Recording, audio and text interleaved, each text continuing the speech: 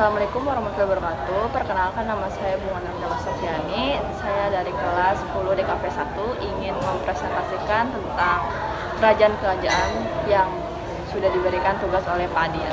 Pertama-tama yaitu Kesultanan Samudra Pasai. Kesultanan Samudra Pasai terletak di Aceh. Kerajaan Samudra Pasai merupakan kerajaan Islam pertama di Indonesia. Kerajaan Samudra Pasai didirikan oleh Merusilu pada 1267 Masehi.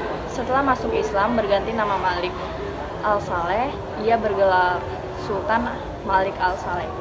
Samudra Pasai mencapai kejayaan pada masa pemerintahan Sultan Mahmud Malik Az-Zahir. Samudra Pasai berkembang menjadi pusat perdagangan internasional. Setiap tahun, kerajaan Samudra Pasai mampu mengekspor lada, sutra, kapur barus, dan emas dalam jumlah besar, di mana kejayaannya Samudra Pasai mengeluarkan mata uang emas yang disebut dirham. Uang tersebut digunakan sebagai uang resmi kerajaan. Bab runtuhnya kerajaan Samudra Pasai itu salah satunya karena faktor internal, ialah konflik di antara keluarga kerajaan yang muncul sejak lahir abad ke-14 yang kemudian mengakibatkan perbuatan kekuasaan dan perang samudra. Penyebab lainnya yaitu karena faktor eksternal. Penyebabnya ialah serangan kerajaan Majapahit Jawa Timur, kemajuan Samudra Pasai yang memiliki jalur perdagangan strategis di Selat Makalah, membuat kerajaan Majapahit yang berambisi menyatukan Nusantara terusik. Kesultanan Aceh. Kerajaan Aceh adalah kerajaan Islam di Samudra yang didirikan oleh Sultan Ali Muglayat Syah pada 1496 Masehi.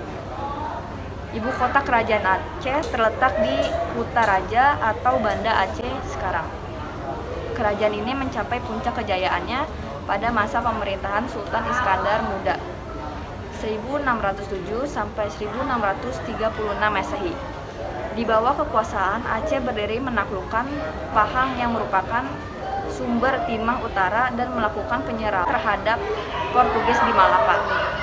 Selain itu, kejayaan Aceh tidak lepas dari letak kerajaannya yang strategis, yaitu di dekat jalur pelayaran dan perdagangan internasional. Salah satu faktor yang membuat Kesultanan Aceh mengalami kemunduran adalah kritis kepemimpinan. Setelah meninggalkan Sultan Iskandar Muda pada 1636, Sultan Aceh mengalami konflik internal. Yang ketiga yaitu Kesultanan Demak. Kesultanan Demak atau Kerajaan Demak adalah kerajaan Islam pertama di Jawa yang berdiri pada perempatan akhir abad ke-15 atau awal ke-16. Ini didirikan oleh Raden Patah. Kerajaan Demak terletak di daerah Demak, Jawa Tengah.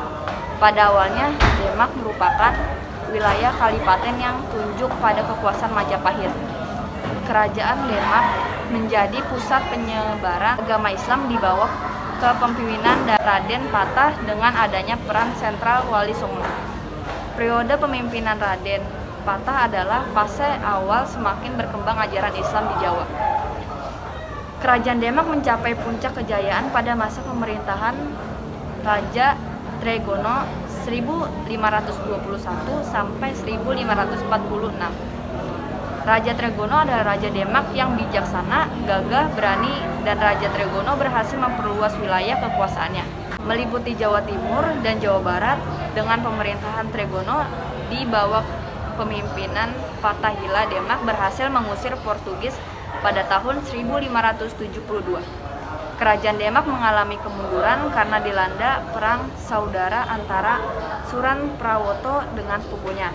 Arya Penangsong adalah putra dan Pangeran Surawiyoto atau Raden Kinkin atau Pangeran Sekar alias Pangeran Sekar Sedalepet. Keempat adalah Sultan Mataram. Kerajaan Mataram Islam berdiri pada 1586. Kerajaan Mataram terletak di kota Gede, sebelah tenggara kota Yogyakarta. Kerajaan Mataram didirikan oleh Danang Sutawijaya sekaligus raja pertama dan dia mendapat gelar Bahan Senopati. Kesultanan Mataram mencapai puncak kejayaannya pada periode pemerintahan Sultan Agung 1613 sampai 1645 Masehi. Pada masa kejayaannya, kerajaan yang didirikan pada 1586 Masehi ini mampu menyatukan tanah Jawa dan sekitarnya, termasuk Madura. Runtuhnya Kesultanan Mataram, Islam dimulai ketika Sultan Agung kalah dalam sebuah misi yang bertujuan untuk merebut Batavia. Setelah peristiwa itu, aspek ekonomi para masyarakat di Kesultanan Mataram Islam semakin melemah karena banyak masyarakat yang dicerah atau menghadapi perang. Yang kelima yaitu Sultan Banten. Kesultanan Banten merupakan kerajaan Islam yang pernah berdiri dan berjaya di ujung barat Pulau Jawa, yaitu di Provinsi Banten saat ini.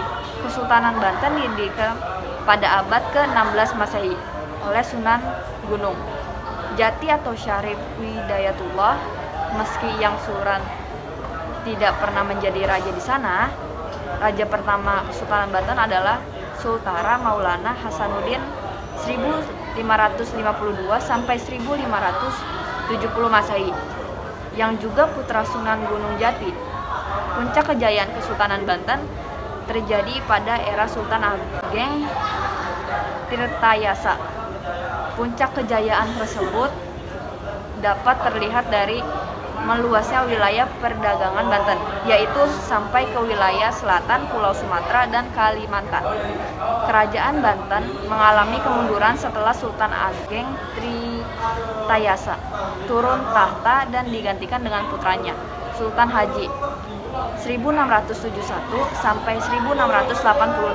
Berbeda dengan ayahnya yang anti Fok, Sultan Haji cenderung ingin menjalin hubungan baik dengan Fok atau VOC. Keenam adalah Kesultanan Goa Talo. Kesultanan Goa Talo atau Kerajaan Makassar adalah kerajaan Islam di Sulawesi Selatan. Lokasi kerajaan Goa Talo berada di daerah Kabupaten Goa, Sulawesi Selatan. Kerajaan Goa Talo adalah kerajaan gabungan dari Kerajaan Goa serta Kerajaan Talo yang dimiliki oleh dua bersaudara. Pada pemerintahan Raja Daeng Matarane Karange Sumati Risi Kalona, kedua kerajaan ini dipersatukan. Di akhir abad ke-16, Sultan Alauddin menjadi raja pertama yang memeluk Islam di Kerajaan Goa dan Talo. Ini menjadi penanda Kerajaan Goa Talo menjadi kesultanan. Kerajaan Goa Talo mencapai puncak kejayaannya saat berada di bawah pemimpinan Sultan Hasanuddin pada 1653 sampai 1669. Pada masa keemasannya Kerajaan Goa Talo, wilayah ini pernah menjadi pusat perdagangan terbesar di Indonesia bagian timur. Ada banyak saudara muslim dari berbagai wilayah yang datang ke Goa dengan tujuan untuk berdagang. Runtuhnya kerajaan ini, Goa Talo tentunya adalah politik adu domba yang dilakukan Belanda. Kala itu Raja Bone yakni Aru Pelanta terpengaruh oleh adu domba Belanda untuk bersekutu dengan VOC, menghancurkan Makassar. Kemudian Kerajaan Goa Talo mengakui kekalahannya setelah bertahun-tahun berperang. Ketujuh, Kesultanan Ternate Tidore. Kerajaan atau Kesultanan Ternate dan Tidore terdiri dari dua kesultanan yang berpengaruh dengan berdiri pada abad ke-13. Letak Kesultanan Ternate Tidore berada di daerah Kepulauan Maluku. Kesultanan Ternate didirikan oleh Baab Masur Malang tahun 1257 sekaligus menjadi raja pertamanya. Raja pertama Tidore yang menggunakan gelar sultan adalah Kalati atau Jamaluddin yang memerintah tahun 1495 sampai 1512. Kejayaan Sultan Ternate dan Tidore dirasakan di era kepemimpinan Sultan Nuku yang berhasil menyatukan Ternate dan Tidore untuk menghadapi penjajah Belanda yang dibantu Inggris. Kemunduran kerajaan Ternate dan Tidore disebabkan karena mereka saling diadu domba yang dilakukan oleh bangsa asing atau Portugis dan Spanyol yang bertujuan untuk memonopoli daerah penghasilan rempah-rempah tersebut.